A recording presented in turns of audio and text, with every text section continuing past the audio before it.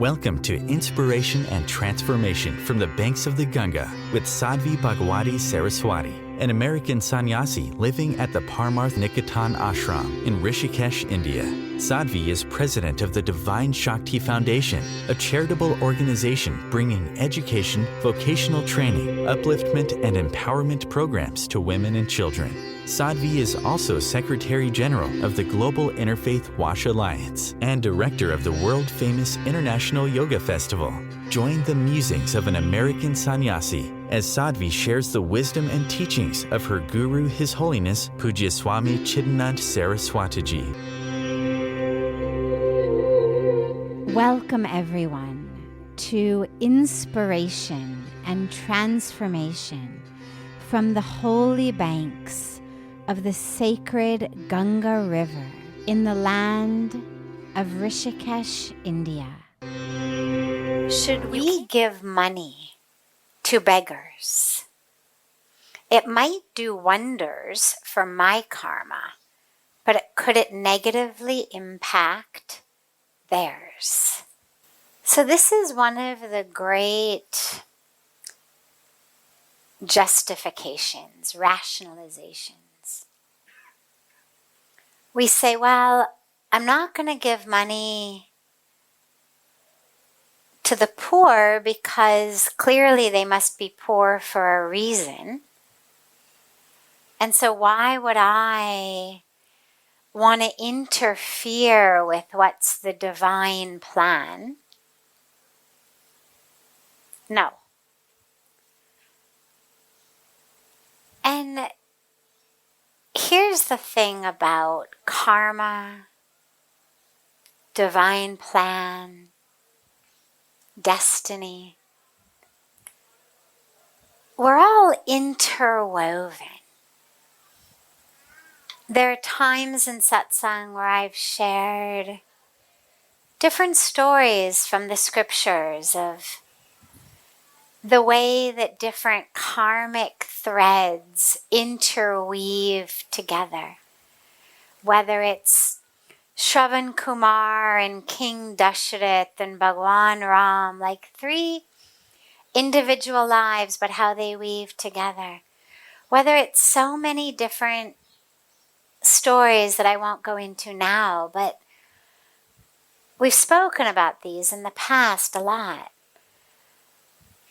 My karma means my action. So when we talk about it doing wonders for my karma, it's not the exact correct terminology in any case. Karma is just action. The results of that action are what we refer to as karmic fruit. And kind of the sum total of that becomes what we call our destiny. Right? All of our karma gives us where we are. Now, sure, someone's destiny, up until this exact moment, from the sum total of all of their past actions that created a whole variety of different situations, has led them to be poor and a beggar, in the same way that it has led you to be exactly where you are. Every one of us is exactly where we are in this moment because of the sum total of all of our past karmas. So you could say right here, right now, is our destiny.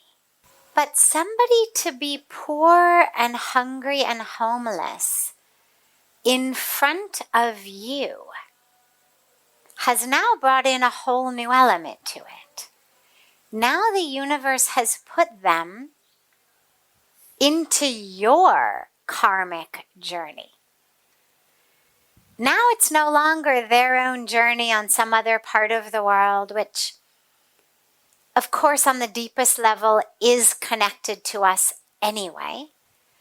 But here, on the most logistic, pragmatic level, they've essentially landed in your lap.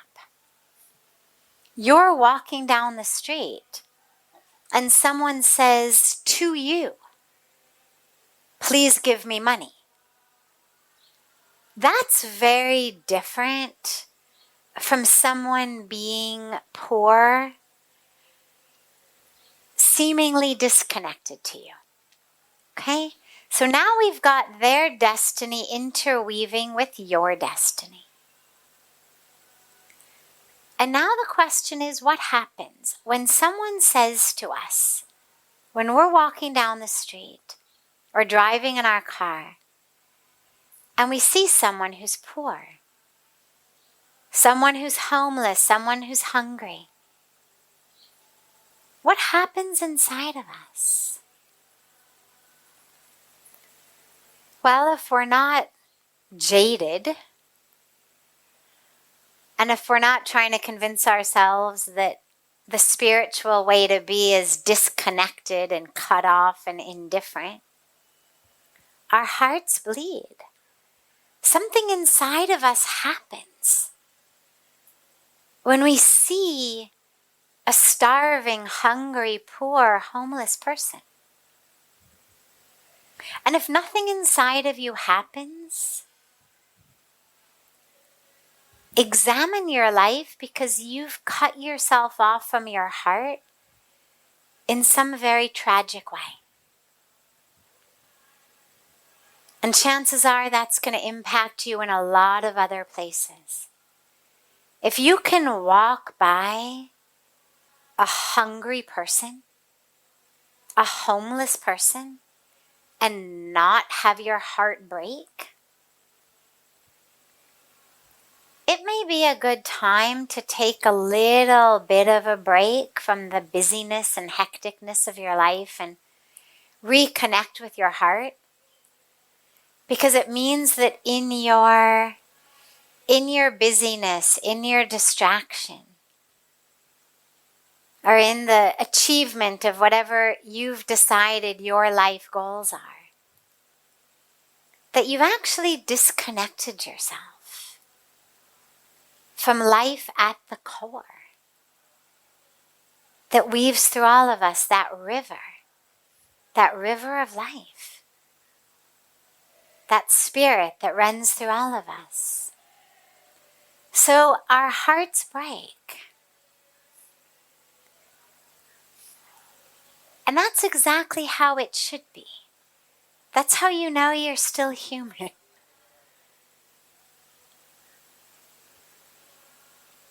The dilemma on a pragmatic level, number one, of course, is, well, most of us don't have enough money to feed everyone on the street.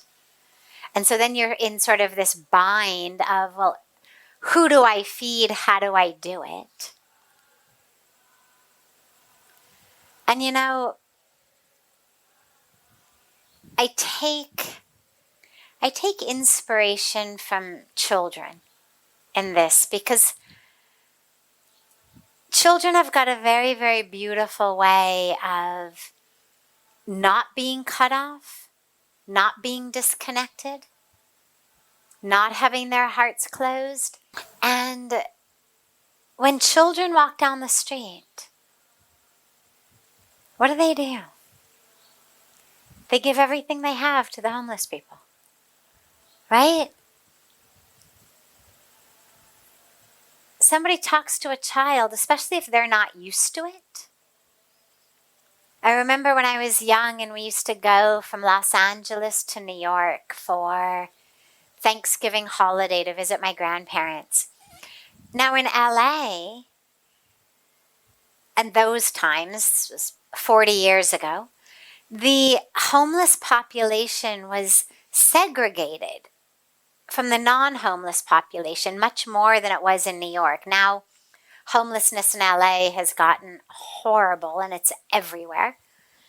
But 40 years ago, you could live in LA for years and years and years and never see a beggar on the street.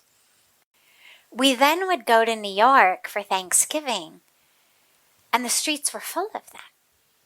And I remember, because I used to love New York had something that LA didn't, which was the ability to buy things on the street. I mean, LA didn't have much of a street life, and it was, shopping centers and stores, but you had to get in the car and drive. And New York was, you'd walk down the street and there's the pretzel guy and there's the chestnut guy. And so I loved to buy pretzels, chestnuts. I was never a hot dog eater, but, the vegetarian options on the street. And what I always used to do was ask my dad to give me money, because I loved the independence of it. I loved being able to have my own money and buy my own, hot chocolate or pretzel. And inevitably, by the time we got to the first pretzel stand, I would have to turn and ask my dad for more money. And he'd always be like, I gave you a $20 bill when we started this walk. Where did it go? Or maybe he gave me, tens and fives in a mix, whatever. And inevitably, by that time, I had given it all out to every beggar on the street. And I wasn't unique in that. It's not about, look how different I was. This was how children are. When children come from abroad to India and see the beggars on the street, it's always a question. Can we feed them? Can we bring them home? It's how children's hearts are. And it's beautiful.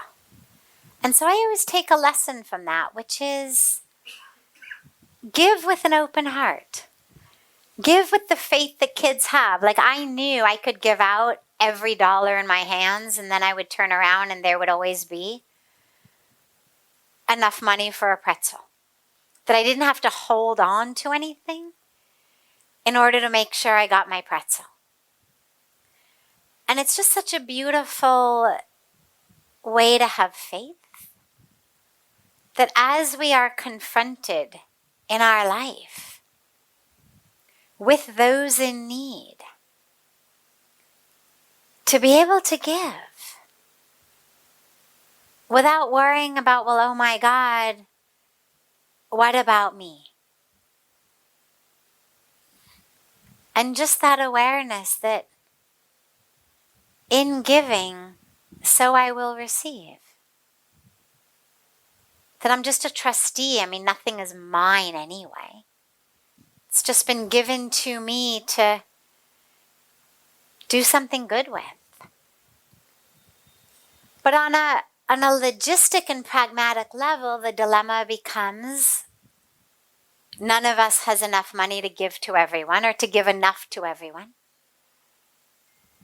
And of course, then we end up with situations where you've got, mafia situations and things where it's not just kids begging, but actually a whole system of kids being utilized by mafia to get money. And this is what breaks your heart even more, and it's what requires us to be intelligent and not, for example, give money out of car windows in the middle of the streets of Delhi, where once you give money to one, 50 of them come in from the sidelines and rush into traffic that's now moving, and inevitably somebody ends up getting hit by a car. But just because we don't necessarily give everyone in every circumstance doesn't mean that we should close our hearts. We should not. We should actually hold on and value that heartbreaking. And if we can't give that one for some reason, like, I know this kid is part of the mafia, and the guy's, sitting on the bench over there on the side of the busy street. And if I do give this kid, 50 other ones are going to rush into a busy street of Delhi. But allow your heart to break anyway. Because in that broken heart, you will be inspired to do something for other children. You will be inspired to help, which we all must. And that's our calling. And so, should we give money to every single beggar we see? If you can do it safely, yeah, why not? I mean, who are we to decide who's deserving and who's not? There's a beautiful line in a poem by Khalil Gibran that says something like, and I hate that I have to paraphrase because he's so perfectly beautiful, I just can't remember exactly the line, but it says something like, if God, if the universe, if the divine has deemed this person worthy of their days and their nights, who am I to decide that they are unworthy of whatever I have to give? Like, who am I to decide who's worthy? If the divine has decided they are worthy of their days and their nights, surely they are worthy of all else from me. So, yeah, if you can give safely without kids rushing into a busy street, give. It'll help them and it'll help you. Don't think about it as for your good karma. Think about it as a way to keep your heart open in the midst of days that are so busy and distracted. Think of it as a way to remind you that we are all connected. And it doesn't mean you have to give them everything. Keep change on hand, keep fruit on hand, keep packs of biscuits on hand, whatever it may be. When I lived in San Francisco, and I would pass these homeless people every day on the way from not the subway, it was an above ground public transportation kind of train. I would keep, sandwiches and loaves of bread and things like that in my bag because I knew I was going to pass them. So just plan ahead. Keeps your heart open, keeps you connected. And don't worry about it negatively impacting their karmic journey. It won't, I promise. They've been put in front of you for a reason. And that reason is for both of you to benefit from that interaction. And lastly, if you can't give them money or food, maybe because you don't actually have any with you at that time, maybe because it is a busy street in a big city and you can't safely give it to them, don't avert your eyes. At least look at them. Don't pretend they don't exist. It's hard. It's hard to look at that and not do something. But that's critical for us. And it's critical for them. Even if you can't give them money, they are still human. And they deserve to be seen as humans. And even if you don't have something to give them, you can give them the gift of being seen. And you can give yourself the spiritual practice of seeing that which you can't change, but that which must be seen. And that's a really critical spiritual practice for all of us. So if I'm in Delhi and we're stopped at a light and someone comes up for money, I don't give it to them because I know it's not safe. But I make sure to make eye contact. I make sure to see them with as much love in my heart as I possibly can.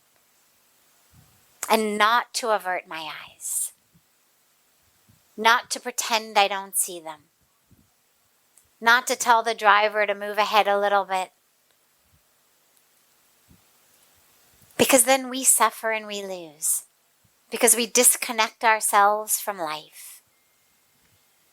And then we are depriving those who are already without so much.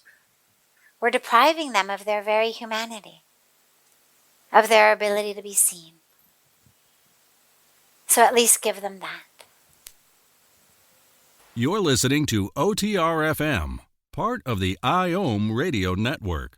Being a radio host on IOM FM allows you to build your show on a rich platform with the power of the internet to fulfill your outreach goals and connect with a very specialized and global online audience, unlimited by time and distance. OMTimes Radio will provide you with web relevance, a recognizable conscious brand, and with the standard of excellence that has accompanied every single Circle of Hearts Radio is a sanctuary on the airwaves. Join me, Grandmother Elia, in the circle on Sunday 2 p.m. Eastern as I share information to both enlighten and nourish your soul. Hi, this is Christina Ricci with RAIN. Every 2 minutes, another American is sexually assaulted. If you or someone you know has been sexually assaulted, you are not alone.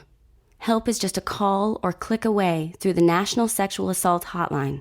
Please call 1-800-656-HOPE, that's HOPE, or visit rain.org, that's RAINN.org. Brought to you by RAIN and this station. Welcome back to Inspiration and Transformation. I'm so glad to have you all back here with me. Ignorance is definitely not bliss. Ignorance might be a numbing sensation, a bit of superficial level enjoyment. मजा आता है, उसी तरह की मजा, right? But you can't really be in bliss with ignorance. Because otherwise, what's the source of your bliss, right? Where does bliss come from? I mean, you can't order it on Amazon. Where does it come from? So it's either going to come from outside or from inside. If it's going to come from outside, and I'm in a state of ignorance, what are my options, right? Drugs, alcohol, that type of masti, right? Well, that's not bliss. That's called chemical intoxication. And you come down. It's got a half-life, a very short half-life. In a few hours, it's over. Then you're hungover. So that's not really bliss. Things like parties or movies or shopping trips or a good meal, you couldn't actually call them bliss. You might say you enjoyed the food, but you'd have to be living a really shallow life for the most bliss you get to come from just a meal or a movie. Sure, you enjoy it. But if you don't have an inner bliss for something you're experiencing outside to hook into, it's going to be really superficial. Then it's just enjoyment, momentary pleasure. Some reward chemicals going in our brain. It's not bliss. So the peace that you want, it's also not peace. Because the truth really is, at the end of the day, when you lie down to go to sleep, we know a lot more than we let on during the day. We're not quite as stupid as we may look or as we may act in order to convince ourselves that we are happy and everything is great, right? In order to sort of curate our identities on social media. as though this cappuccino with, the flour drawn in the foam that I've taken a picture of and pasted with a selfie really is the highest source of bliss? Well, we know it's not. And in a quiet moment at the end of the day, we know we're not blissful. So ignorance doesn't actually lead to the bliss or the peace. We have to stay very, very busy to keep ourselves from being quiet enough to realize, my God, I'm actually not happy at all, or certainly not deeply happy. And so it's a beautiful question that you ask. You say for our generation, for the younger generation, and it's interesting because you're right, the older generation really did seem much more able to find it. And the reason is, interestingly, they were less drawn by a lot of this external world. There was a lot more emphasis on spirituality, on values. I mean, if you asked your grandparents how many hours in the work week your grandfather worked, it's very unlikely, unless he was, bonded laborer somewhere, the equivalent of sort of a slave somewhere. If he had his own choice in his own work, it's very unlikely he was working 100-hour work weeks. It's very unlikely that by the time he and your grandmother had time to be together at night, it was 10:30. Very unlikely. Very unlikely that someone else was waking their kids up, your parents up, and putting them to sleep at night. Change has happened, and we can't rewind the world. Nothing is good or bad, better or worse. With development, with progress, with time, we get changes. Our world is different. And it doesn't serve us in any way to say better, worse, good, bad. We simply say, okay, here we are. But we look at it eyes wide open and we say, wow, that's so interesting. Maybe I actually could implement some of that in my life. So for example, if I worked, 50, 60 hours a week at the company, at the office, instead of 100, I'd bring in significantly less money, I'm aware of that. Maybe I wouldn't actually make it to senior vice president. But with all of that extra time that I could spend with family, with friends, doing yoga, meditating, my hobbies in nature, doing volunteer work, seva, engaged in something that makes a difference, isn't it possible that actually I would find myself much happier on a deep level than I think I will be by whatever this 100-hour work week promises me? At the end of however many years it's going to take me to become the person at the top of the company. Maybe there is some wisdom in what our grandparents and great-grandparents and ancestors taught us. And just to allow the idea to kind of percolate in your mind and really ask yourself, you say, how do we find peace? Well, I would say to you, what are the moments in your life in which you feel peace? Surely you have experienced peace at some point. Maybe just for a few moments. What are those moments? Are they moments in department stores shopping? Are they moments at weddings showing off your brand new clothes, knowing that everyone is jealous of you?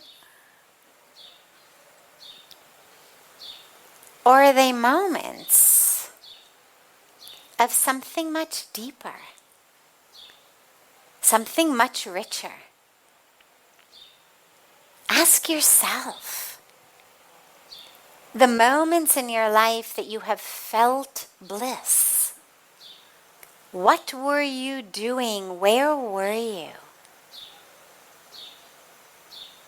Chances are the moments are going to be moments that involve deep connection. Deep connection to the divine. Maybe through connection to another human being.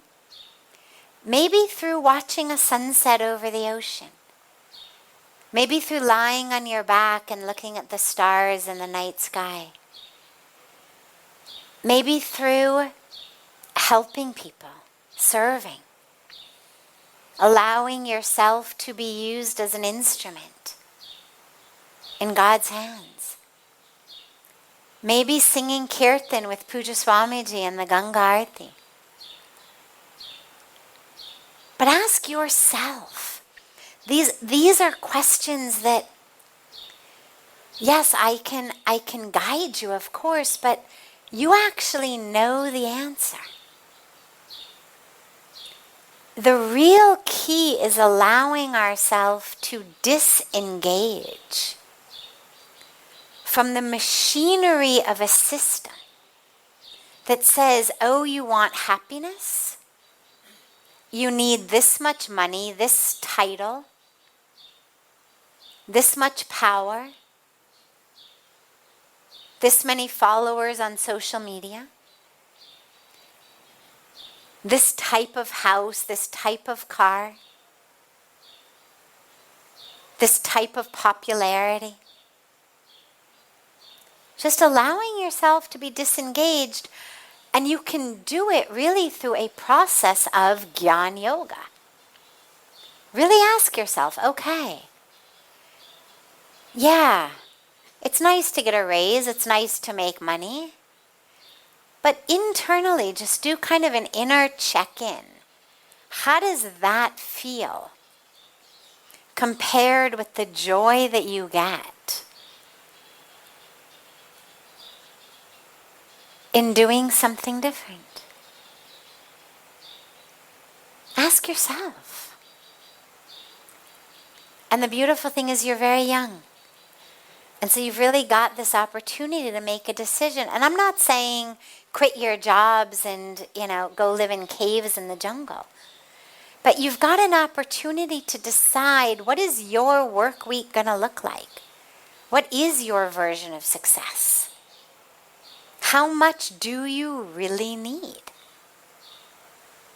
I mean, this is a great question to ask yourself. If you are anyone on a career path in which you believe that path is going to bring you happiness,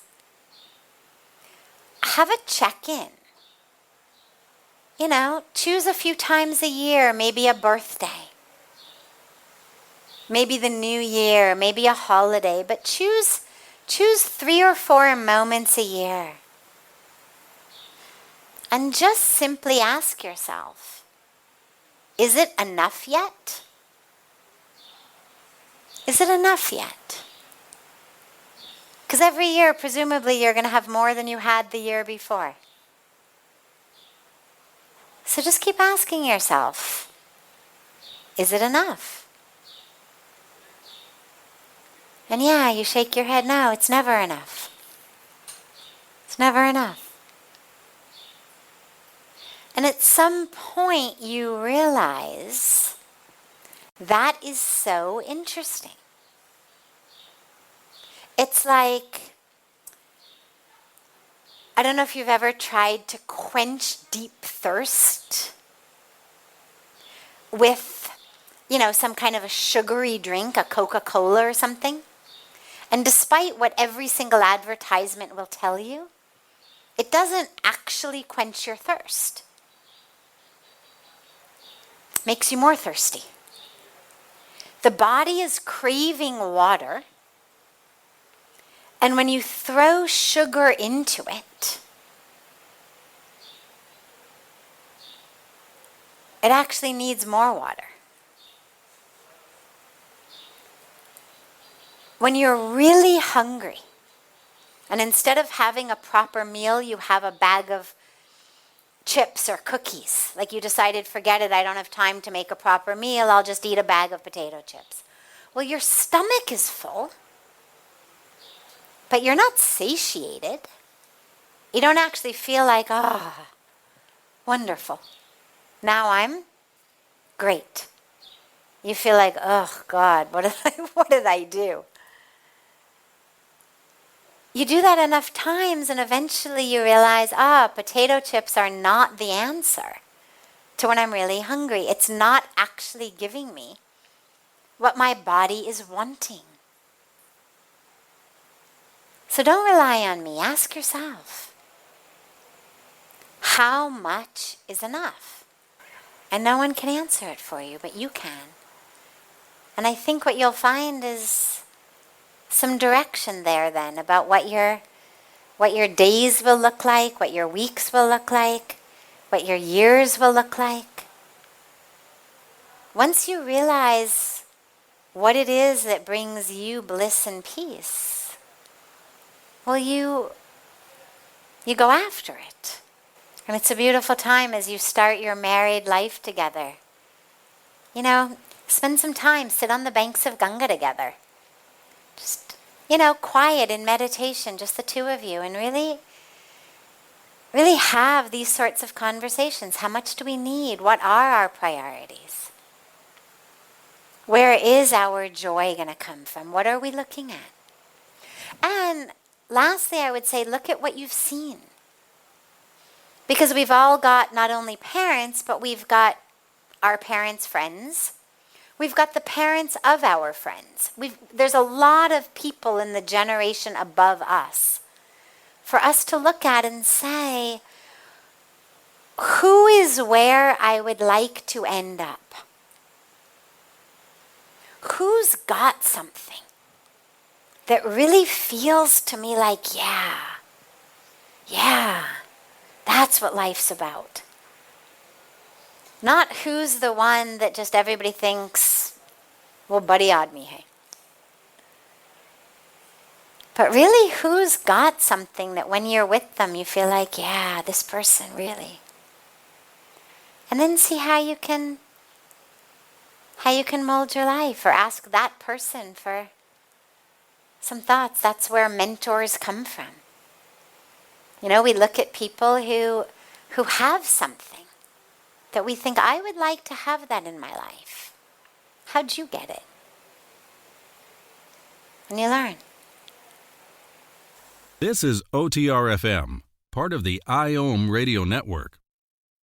OMTimes magazine is one of the leading online content providers of positivity, wellness, and personal empowerment. A philanthropic organization, their net proceeds are funneled to support worldwide charity initiatives via Humanity Healing International. Through their commitment to creating community and providing conscious content, they aspire to uplift humanity on a global scale. OMTimes, co-creating a more conscious lifestyle. Do you have time to read that inspiring book or that blog post you've been meaning to get to?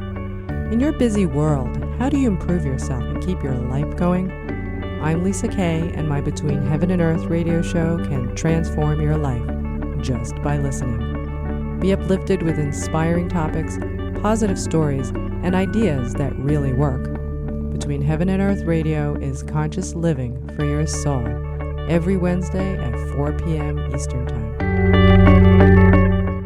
Like Baldwin with People for the Ethical Treatment of Animals. I grew up loving circuses and other traveling animal shows, but it never occurred to me what life might be like for the animals. Training wild animals to do things they don't understand takes force. Routine discipline with a hook or whip with the heel of a boot shows the animal exactly who's the boss.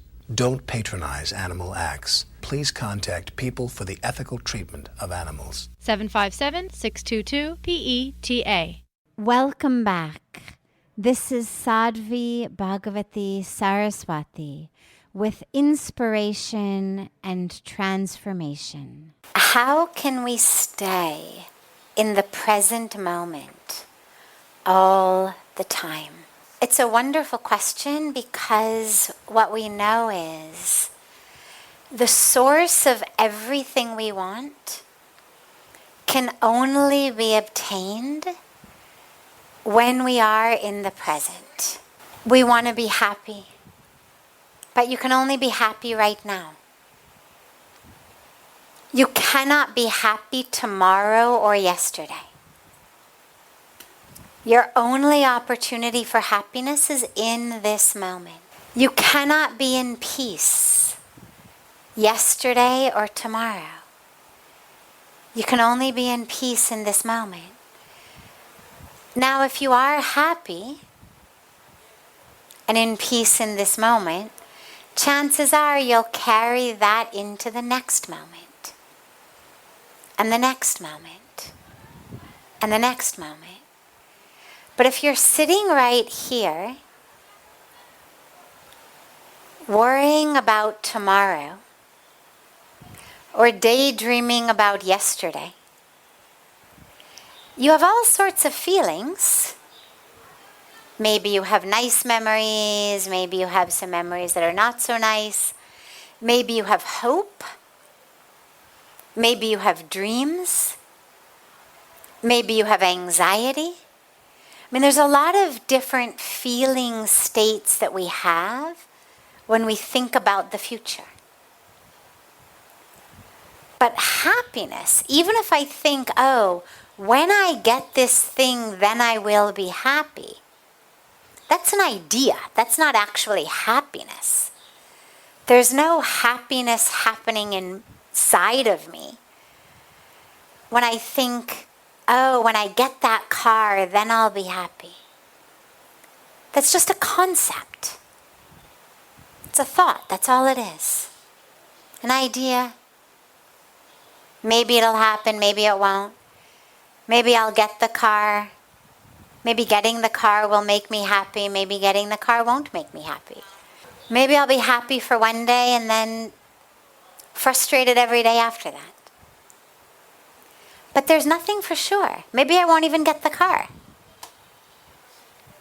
So the happiness I theoretically am going to have in the future is merely an idea. The only possibility for real happiness is right here, right now. And here's what's interesting. If you can't access happiness now, it's very unlikely you're going to be able to access it in the future. Unless you change something inside of you. We think something's going to happen, that like from the sky, things are going to happen, things are going to change, then I will have happiness. But happiness comes from within, and either you have the ability to experience that from within through gratitude, through love, through being present, through service, through surrender. Or if you haven't developed any of those skills, do not kid yourself that some amount of money or some opportunity or some possession is somehow going to carry happiness into your life. If that were the case, the richest people would be the happiest people. But we actually know that isn't true. And so, this moment, right here, right now, is all we have to work with. And that which we create in this moment stays with us into the next moment. So this is why so many different spiritual traditions have a practice of meditation, of contemplation, of mindfulness, of something that is requiring me to be here now, to not be in yesterday, not in regrets, not in, wistful memories, not in tomorrow, either the anticipation or the anxiety, but just to be right here, right now. It's why there's so many practices of chanting, of prayer, of quiet meditation or contemplation. I mean, different religions, different traditions teach it differently. And the practices, of course, are slightly different, but one thing they all have in common is they bring you into the present moment. Right here, right now. I mean, yeah, you could theoretically be doing your japa while your mind is somewhere else. But I mean, who are you kidding? Right? I mean, japa is between you and God. Obviously, God knows if your mind's there. You know if your mind's there. So if you both know your mind's not there, what's the point? You're not kidding someone else. So they're all practices of coming into the present. And so as the questioner asked, how can we be in the present? Techniques practice. First, to realize that it's not your fault that it's difficult. The nature of the mind is to jump around. This concept of a monkey mind is something that our scriptures, those writing commentaries on the scriptures, the sages, the saints, the rishis, have been talking about for hundreds and even thousands of years. So the monkey mind is not created by how much you have to do today. It's not created by your present job or family situation or social media. These are just newer opportunities for the mind to jump around. It's like they're new toys for the mind. But the nature of the mind is to jump. It's like you could give a monkey a tennis ball. You could give it a ball of string. You could give it a banana. I mean, you could give it 100 different things. It's going to play with them all. It's not the fault of the thing. The thing is just what the monkey is using at the moment to be a monkey. In the same way, the mind is just using what you offer to it. But its nature is to keep jumping. So whatever you give it, it's going to keep jumping. That's its nature. So don't feel badly. Don't berate yourself. Recognize it is the nature of the mind. But also that there's a lot of beautiful tools and techniques that our sages and our saints and our rishis have given us. And these techniques range from the very, very simple, what you could call just really sort of cognitive behavioral work. Watch the breath.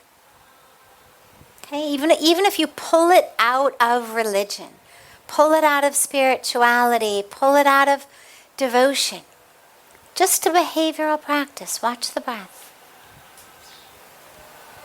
Brings you into the present moment. Be mindful. There's so many paths teaching mindfulness today that are separate from any religion. I mean, hospitals are teaching it. Corporations are teaching it. Schools are teaching it. Across America, across so much of Europe even. Because it's really good for us. It's good for the mind. It's good for the body. It's good for our productivity. So even if you don't have spiritual aims and objectives, you can bring practices of mindfulness. It's very simple. Mindful eating, mindful drinking. So many of us, when we eat, when we drink, when we walk, we're constantly doing other things.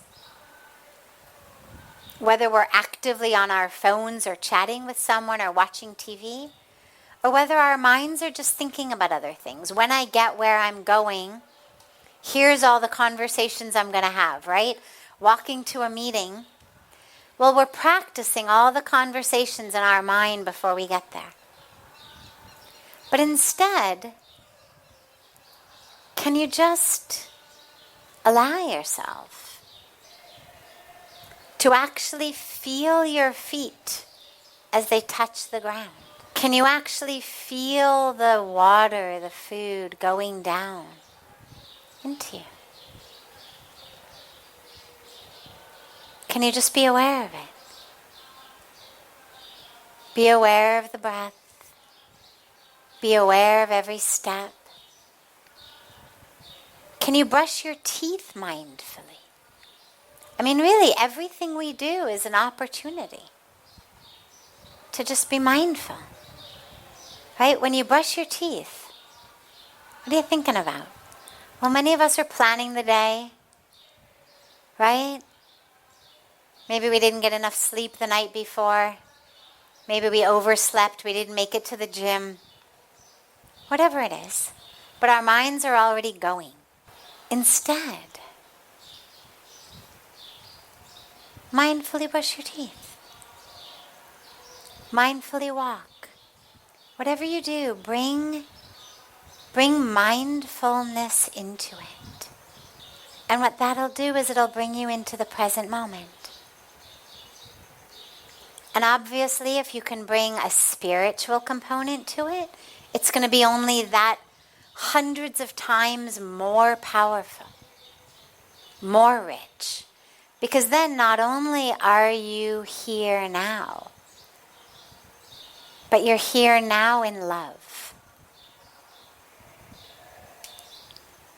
You're here now in gratitude. You're here now in connection. So if you've got a devotional practice, as you're aware of the breath, another beautiful way to be here now is the practice of a mantra. Allow that recitation of the mantra to fill you with love, to fill you with divine connection. So there's lots and lots and lots of practices, but it takes practice. This is why we are taught abhyas. Abhyas in the Bhagavad Gita, why Krishna emphasizes abhyas. Because it doesn't come naturally. It's not the nature of the mind. So we train it. We train it. We train it. And the good news is that even though the mind is not actually like a muscle, biologically, like the tissue of the white matter and gray matter is not like the tissue of muscles, nonetheless, it actually works much like a muscle, I've discovered. Whatever you do with it is actually what it learns how to do. That which you strengthen is that which gets strong. That which you ignore is that which stays weak. The paths that you tend to go are the paths that tend to work for you. So use it like a muscle. Strengthen it.